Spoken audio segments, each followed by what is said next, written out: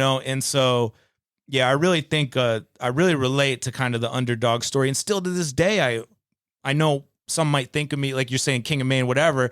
I still think of me as an underdog. I still have this underdog mentality that get your humbleness out of here, bro. I mean, don't get me wrong. I am confident. Yeah. But I still have this mentality that I'm trying to prove somebody wrong, literally like every day when I wake up. You know exactly when you did that? The biggest and the most recent, I just thought it was the coolest thing in the world, and everybody did out here. The album in one day. Oh, thank you. Dude, that's legendary as shit. He gathered a bunch of people. I'm sure you guys have seen it. It was all over the news. And he gathered a bunch of people, and they all got together. It's a studio in Wyndham, right? Yeah, Halo. Yeah. Very nice place. They did instruments and everything. They made the beats. They made the lyrics. They all collaborated, and they made a whole ass album. One day? 24 Preach. hours. Dude, Tell that 'em. shit's crazy. Yeah.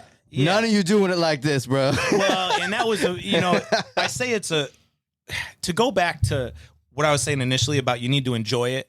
Enjoy the making of it. I fucking had a great time that day. It looked like you guys had a good time. I had a great time. And you know why I had a great time? Because I didn't invite anybody I'd met who was an asshole. Right. Or who had an ego. Or just good vibes. Well, yes. And I literally had that on the wall. Good vibes only. Good vibes, but yeah. I wrote a couple ground rules, but we came into this as, I think 2017, 2018. The 2010s is a blur. 2010s is a blur. I don't even mean because I was high. It was just like it was a weird... I can't place some of the years there. Remember how before the episode started, we were talking, the three of us, and I was telling Joe, it's just like, if you love what you do, you never work a day in your life. And this is exactly what it sounds like. You know what I'm saying? For you to be able to gather people who have no egos. Hey, if you do have an ego, leave it at the door. You're gonna come in here. We're gonna make something special. We're gonna make something good for the community. We're gonna put this out. We're gonna do it from scratch, and we're gonna put all of our talents into this one project, and we're gonna try to distribute it to people. I think that's an awesome thing to do. I 100% appreciate that, and I would love that. Did you drop that the next day though? Didn't you? The next Friday. The week later. Okay, because that's what I was wondering. I was like, what kind of strings did this man pull to get it onto Spotify and everything the next day? I was like, how the hell did you do that? It was still a challenge to get it because I mean, obviously when you make music, that's part one. Part two is you have to mix it. Yeah. So as we recorded it all that day, and then I stayed up all night, obviously, and then my kid, I have 4 kids, so I think at that time only one of my kids was old enough to play soccer, so she had a soccer tournament. Right. It was Indigenous Peoples Day. Right. At that time, it was Columbus Day. Yeah. And so I went to the soccer tournament right from the studio. Soccer tournament. I took a nap, and then I went back to the studio, and we mixed it.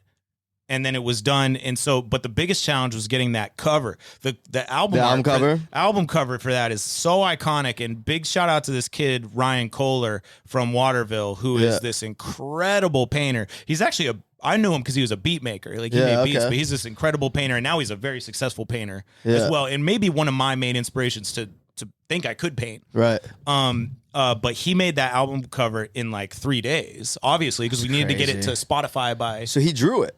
Yeah, he drew it and painted it and everything. It's I have it. It's amazing. No shit. But to go back real quick to the album in a day, and I appreciate the props on that because no one else does that, bro.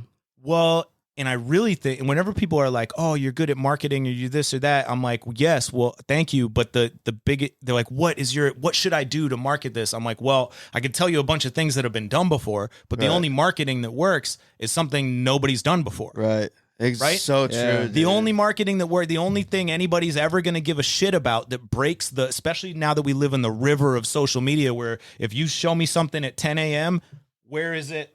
Yeah, exactly. 4 hours later. Right. Gone down the river. Right. No matter how fucking big it is. And so there's only a few things that can actually stand in the middle of that fucking river, and they're it's like Kanye and Trump, and that's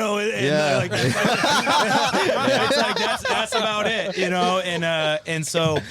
and so the album in a day thing is a little bit of, okay, what haven't I seen anybody do? But really it was the culmination of years of practice at that point, because I've put out albums before. I'm familiar with the process of getting the WAV files to streaming.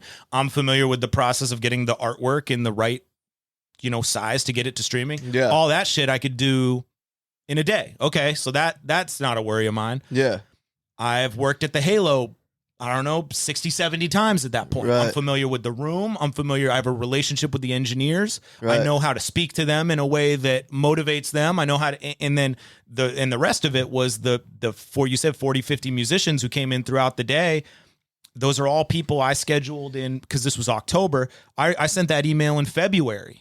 And I was like, please block it out like it's a concert, like it's a show day. Like Yeah. you have do not accidentally book something Like else that super day. important. Take it seriously. Yeah. And I knew all the people I invited were people who I could trust not only on their own, and I believed in them and know how to motivate them and know how to speak to them, but I also know that a lot of these people they've never worked with before, but I'm confident they're going to work together. Right. That is crazy. And so that type of mentality, I would say, is more like running a restaurant or something. Right. Right? Like you're not going to It's all hire gonna this flow. divisive employee who everybody hates, or you're not going to book them on the night that you really need this shit to work. Right. Right. You know, and so I really think of that as like one of my other skills or talents that I've honed over the years, which is management of people. Right.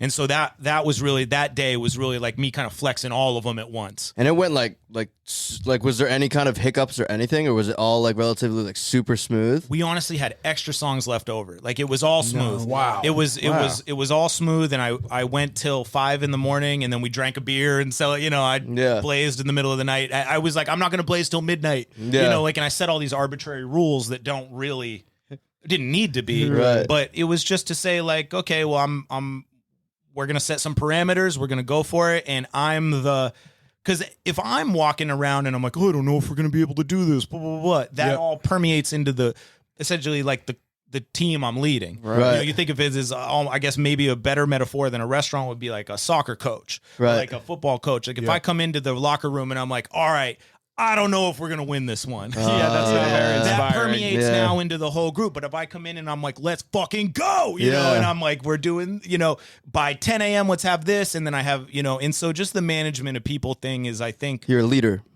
I You're a think leader. so. I think so, you Yeah. know, and I think, and I don't think that's the first time I've ever had to lead before, so it's Right. like there's been smaller numbers of people I've led, Right. and so that was like, let's see, and a lot of it is there's no guarantees. There's no guarantee that works. Yeah. Right. It's all just belief, Right. like I know, which is not Yeah. true, but I know it's going to work. And like you're Right. saying, manifestation. Manifestation's like the number huge. one podcast in New England. That's right. He Yeah, said it again. yeah. He said it twice. It's really been manifested. If you've said it, it's in the ether and it's out Yeah.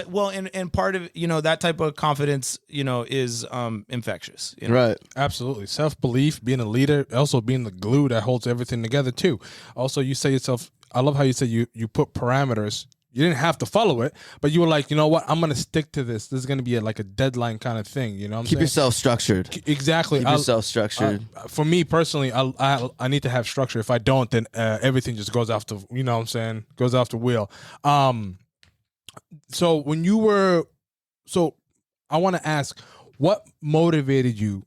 Like what made you say, okay, I want to bring all these people together. I want to do this. I want to be the only guy. I know you said the like, mainstream and how like, information is being like, what I'm saying, processed, stuff like that. But like, what personally made you say, okay, I want to do this project? Like, was there anything that made you say, I want to do this? Nobody else was doing it. That's sure that's because I do think, and you said it was everywhere. It was on the news. It's only on the news if you live in Maine, right? Which is to say it's an advantage that people don't think Yeah. of. It's almost like an underdog advantage you don't think of because that wasn't on the news in Boston. It wasn't on the news, whatever. But like so little happens in Maine that if you actually are fucking trying, it ends up in the paper. It ends up on the news. It ends up wherever, because most people haven't seen it. Right. They haven't seen an example of it. But that I would not say was like my main motivating factor to get any sort of press for it. Although I figured it would spark the interest of the people who already like me. Right. They'd be like, "Oh, crazy. Okay, cool." And I did involve the internet too. I was like, "Oh, we'll stream." We streamed a bunch of it on Facebook. Had a dude walking around the studio just like live streaming it to my Facebook, which at the time was more popular than it is now. Maybe we did. I don't think you could even Facebook do got- Instagram live at the time. But I'm gonna say my main reason was because it sounded like it would be fun.